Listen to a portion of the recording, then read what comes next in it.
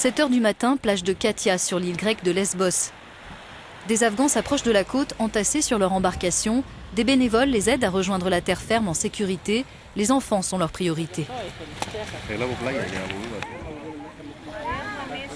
Arment et sa famille font partie du groupe. L'adolescent de 15 ans est soulagé d'être arrivé ici après un voyage éprouvant. On s'est battu avec notre passeur. Il nous avait dit que ce serait facile, qu'il suffisait de marcher pendant 2 heures dans les montagnes pour rejoindre le bateau. Mais on a dû marcher 31 heures dans la neige.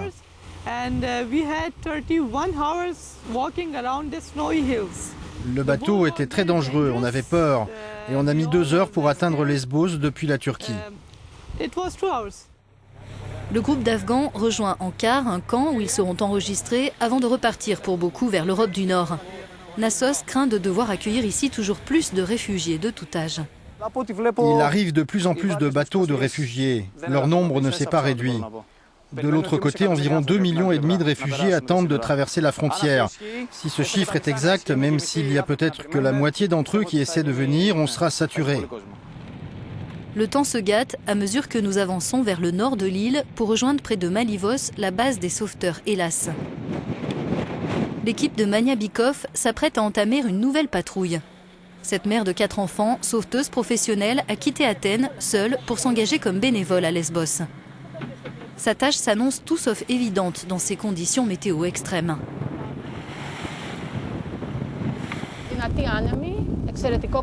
Des vents forts, un froid extrême, en particulier quand on est dans l'eau. Au fil des heures, on est mouillé, on se refroidit, on fait des vacations longues de 24 heures, 7 jours sur 7.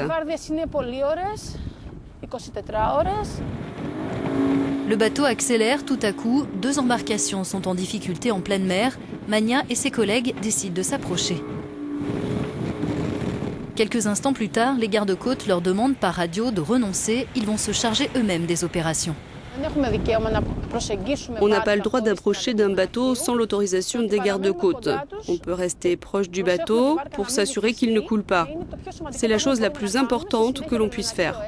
Ensuite, quand les gardes-côtes arrivent, ils prennent en charge les réfugiés.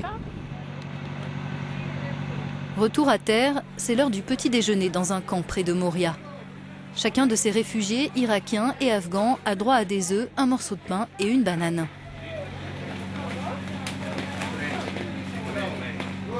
Certains jouent ou chantent pour lutter contre le froid.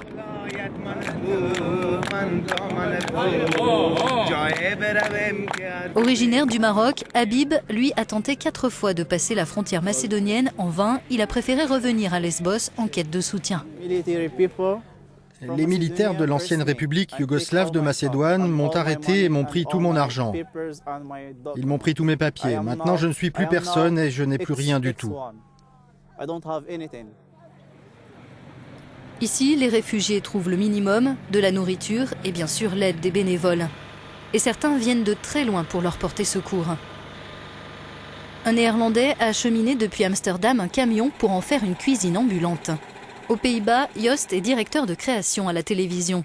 Mais il y a quelques mois, en aidant des migrants à Amsterdam, il a pris conscience de leur détresse et a décidé de venir à Lesbos.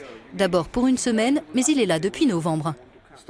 On a commencé à parler à des ONG suédoises qui savent ce que c'est de fournir des milliers de repas par jour. Mais ils n'avaient pas de food truck. On en avait un, mais on n'avait pas de cuisinier. Alors on a commencé à unir nos forces.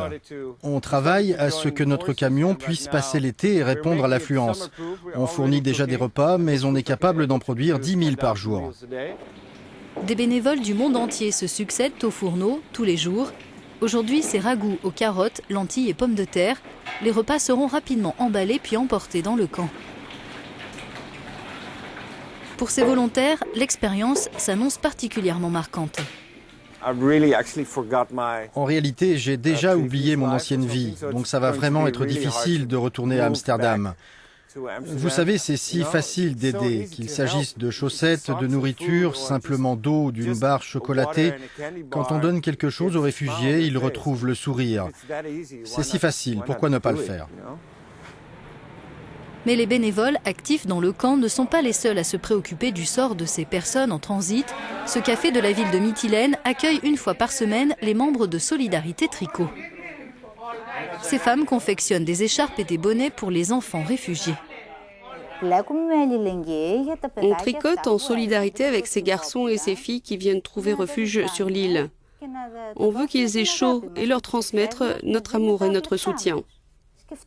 On pense sans arrêt à ces enfants quand nous, on est tranquilles dans nos maisons bien chauffées. Où sont-ils? Que font-ils? Est-ce qu'on peut faire quelque chose pour eux? Allez, continuons de tricoter. 2 fois par semaine, les bénévoles du tricot se rendent dans les camps, sur les plages ou le port pour faire don de leurs travaux.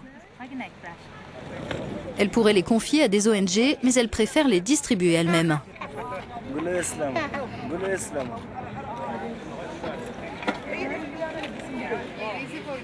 Mustapha, lui, arrive d'Irak avec ses proches. La famille est en partance pour l'Autriche, où le jeune homme dispose d'un permis de séjour. Ils sont très gentils parce que, vous savez, il fait très froid sur la route. On va faire Mytilène, Athènes, République de Macédoine, Serbie, Croatie et Autriche, destination finale. Et tandis que certains s'apprêtent à partir, d'autres continuent d'arriver. En janvier, plus de 33 000 réfugiés ont débarqué sur cette île de 90 000 habitants. Sur la plage, il n'y a pas que les secouristes qui les attendent. Cet habitant des environs s'intéresse de très près aux moteurs et aux pièces de bois de cette embarcation qu'il compte bien voler. Mais il le fera hors caméra. Il ne fait aucun doute que la crise des réfugiés a changé la vie à Lesbos. L'afflux de réfugiés, mais aussi d'humanitaires, a généré de l'activité pour les restaurants, hôtels, taxis. Mais dans le tourisme, les choses vont mal. D'après ce représentant d'une agence, il affirme que le secteur subit une catastrophe économique. Pour cet été 2016, on s'attend à des arrivées en baisse de 60 à 70% par rapport à l'été 2015. C'est ce qu'on constate d'après nos chiffres actuels et je ne crois pas qu'il y ait une chance pour que la tendance s'inverse. Ce pourrait être encore pire, je ne vois pas comment ça pourrait s'arranger. La nuit, sur la plage, les secouristes se réchauffent autour d'un feu qui aidera aussi les embarcations à se repérer. Occasion pour Mania et Yost d'évoquer leur engagement qui malheureusement parfois les confronte au pire. En 120 nuits que nous avons passées ici, le plus dur, ça a été quand on est resté pendant 3 heures à nager dans une mer gelée, à chercher les corps de naufragés. Et qu'à l'aube, à notre retour ici, à Limantsiki, on a trouvé le corps d'un bébé sur la plage. Yost, qui aide aussi en tant que sauveteur, veut lui partager un souvenir heureux. Je n'ai pas l'habitude, je ne suis pas sauveteur professionnel, je ne suis rien de tout ça. Mais je sais nager. Et alors je nageais, j'avais ce bébé dans mes bras, je me disais, est-ce qu'elle est morte? Et je continuais de nager, je continuais de nager coûte que coûte. Elle était de nouveau inconsciente et au final, elle s'en est sortie.